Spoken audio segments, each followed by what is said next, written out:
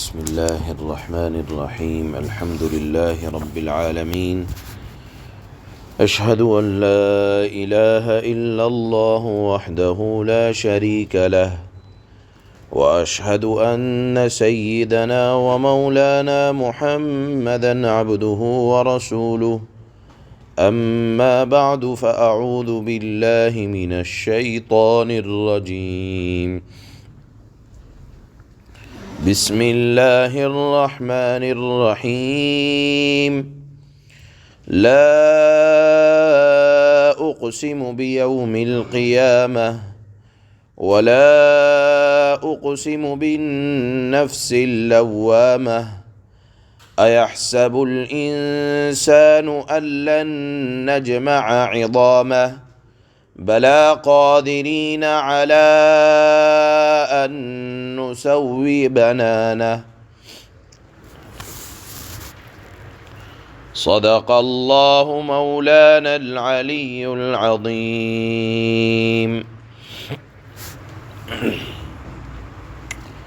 یہ سورہ قیامہ ہے، اور قیامت کا مطلب قیامت ہی ہے، یعنی دنیا کی فنا اور اس کے بعد حساب و کتاب کا آغاز وہ قیامت کے دن سے ہوگا۔ اللہ نے شروع سورت کے اندر قسم کھائی دو لفظوں کے ذریعے سے۔ قسم کے متعلق یہ عرض کیا جا چکا ہے کہ قرآن کریم کے اندر اللہ نے 7 متعدد جگہ قسموں کا لفظ استعمال کیا، قسمیہ بات ارشاد فرمائی، لیکن اپنی ذات کی اللہ نے قرآن میں صرف 7 مرتبہ قسم کھائی۔ اس کے علاوہ باقی اللہ نے اپنے مخلوقات کی قسم کھائی۔ قسم کھائی جاتی ہے، آپ جانتے ہیں، بات کے اندر وزن پیدا کرنے کے لیے قسم کھائی جاتی ہے تاکہ دلیل قائم ہو جائے، حجت قائم ہو جائے۔ چونکہ یہ قرآن عربوں میں نازل ہو رہا تھا اور عرب باوزن کلام اس کو سمجھتے تھے اور سمجھتے ہیں آج بھی، جو بات قسم کے ذریعے سے کہی جائے۔ تو اللہ نے بھی متعدد جگہ قسمیں کھائیں، 7 جگہ قرآن میں اپنی ذات کی قسم کھائی، اور بقیہ جگہ اللہ نے اپنی مخلوقات کی قسم کھائی ہے۔ یہ بات سمجھ لینی چاہیے کہ اللہ تعالیٰ تو مخلوقات کی قسم کھا سکتے ہیں، وہ قادر مطلق ہیں، لیکن انسانوں کے لیے اگر ضرورت پڑے تو صرف اللہ کی ذات کی قسم کھانے کی اجازت ہے،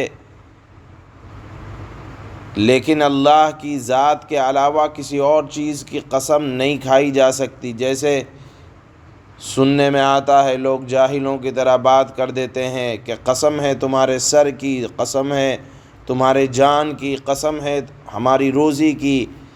اس طرح کے الفاظ، یا کوئی اپنی بات میں وزن پیدا کرنے کے لیے اس طرح قسم کھا جاتا ہے کہ مجھے مرتے وقت کلمہ نصیب نہ ہو، العیاذ باللہ، ایمان نصیب نہ ہو، میں اپنی بات میں سچا ہوں۔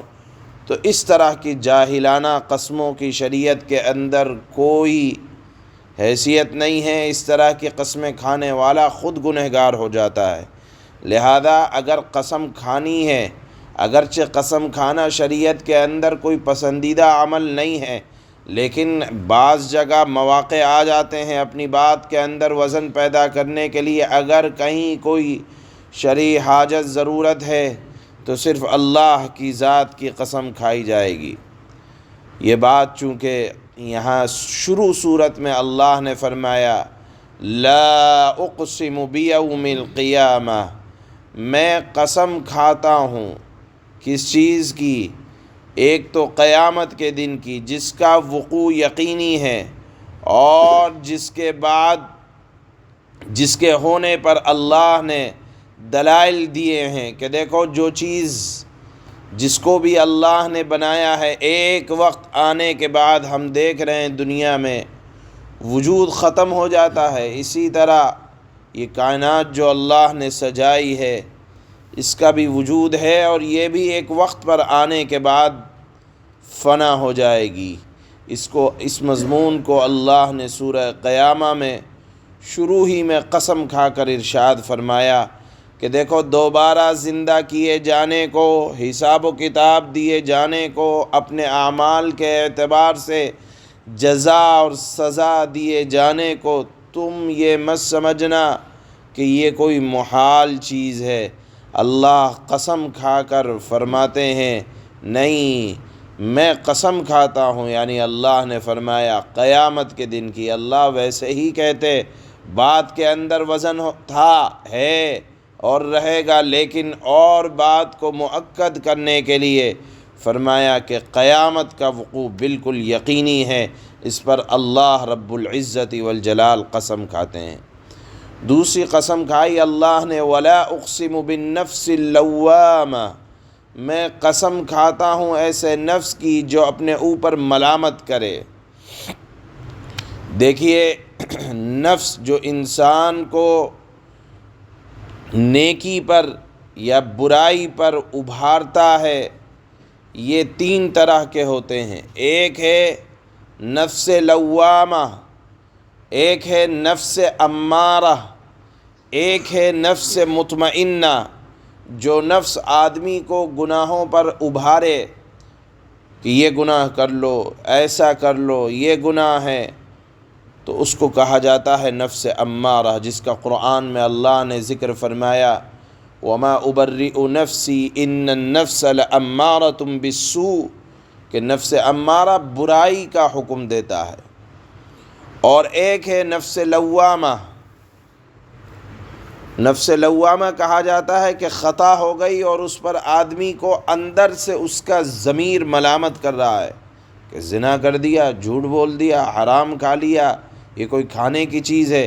یہ چیز جو انسان کے اندر ہے، گویا کہ اللہ نے ڈرانے والا خود ہمارے اندر ایک چیز رکھی ہے جو انسان کو گناہوں پر ملامت کیا کرتی ہے۔ اس کی وجہ سے بھی آدمی کبھی کبھی گناہ سے رک جاتا ہے۔ بہت بڑی چیز ہے کہ آدمی کو اللہ نے بے لگام پیدا نہیں کر دیا۔ اسی طرح ایک تیسرا نفس ہے جس کو نفس مطمئنہ کہا جاتا ہے۔ نفس مطمئنہ یعنی آدمی عبادت کرنے کی وجہ سے اپنے آپ کو اتنا اس نے شریعت کا پابند بنا دیا ہے کہ برائی پر ابھارنے والا نفس کمزور ہو چکا ہے اور اب اس کی حیثیت کچھ نہیں۔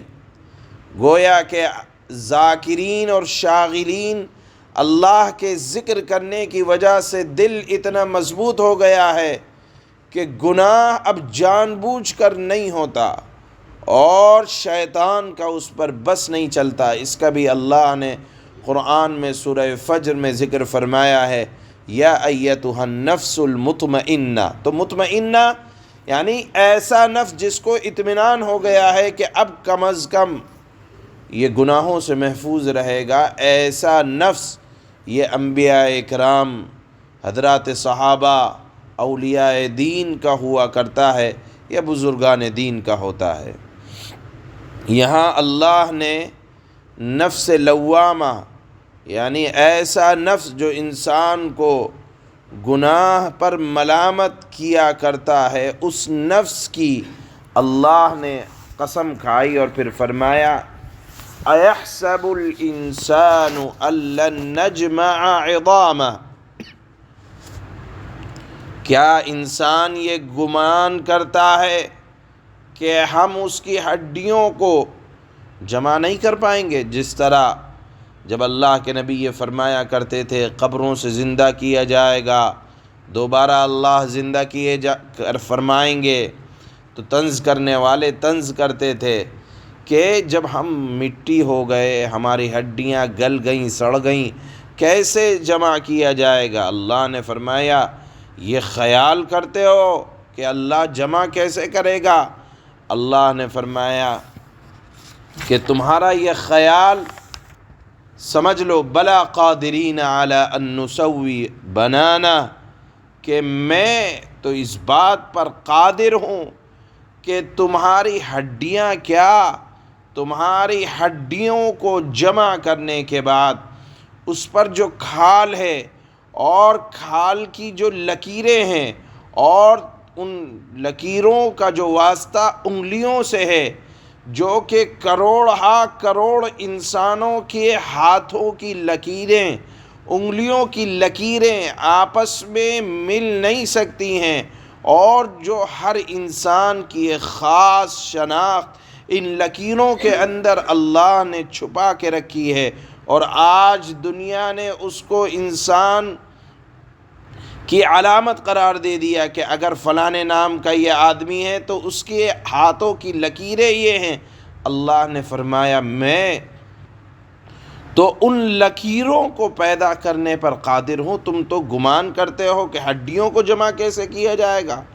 ارے ہڈیوں سے آگے بڑھ کر اللہ نے فرمایا میں تو تمہارے انگلیوں کے پوروں کے نشانات کو ٹھیک ٹھیک پیدا کرنے پر قادر ہوں۔ تم یہ گمان کیسے کرتے ہو کہ تمہیں اللہ دوبارہ روح نہیں پھونک سکتا؟ یہ بات اللہ نے 1400 سال پہلے، جب ان چیزوں کا تصور نہیں تھا، کوئی پہچان نہیں سکتا تھا کہ ہر ایک آدمی کے پوروے ہاتھوں کی لکیریں الگ ہوا کرتی ہیں، انگوٹھے کے نشانات الگ ہوا کرتے ہیں۔ آج جس کو لوگوں نے شناخت کی علامت قرار دے دیا، اللہ نے اس وقت فرمایا تھا کہ ہر ایک کے الگ ہیں، اور اللہ مرنے کے بعد بالکل ٹھیک ٹھیک اسی طرح ہر ایک کے پوروے اور انگلیوں کے نشانات کو اسی اعتبار سے درست انداز سے پیدا کر دے گا۔ بتاؤ، جو اللہ انگلیوں کے نشانات کو پیدا کرنے پر قادر ہے اور دوبارہ پیدا کرنے پر قادر ہے، تو کیا اللہ ایک انسان جس کا وجود ہو گیا اس کے اندر روح نہیں پھونک سکتا؟ یہ بات اللہ نے قسم کھا کر فرمائی ہے کہ میں ایسا ضرور کروں گا۔ چنانچہ یہی اس سورہ قیامہ کا ابتدائی آیات کا یہی مضمون ہے۔ اللہ فرماتے ہیں بسم اللہ الرحمن الرحیم، شروع اللہ کے نام سے جو مہربان ہے، سب پر مہربان ہے، بہت مہربان ہے۔ لا اقسم بیوم القیامہ، میں قسم کھاتا ہوں قیامت کے دن کی۔ ولا اقسم بالنفس اللوامہ، اور قسم کھاتا ہوں ملامت کرنے والے نفس کی، جو انسان کو اس کے گناہوں پر نادم اور شرمندہ کرتا رہتا ہے، نفس لوامہ۔ فرمایا کہ ہم انسان کو ضرور دوبارہ زندہ کریں گے، قیامت آئے گی تو دوبارہ زندہ کیا جائے گا۔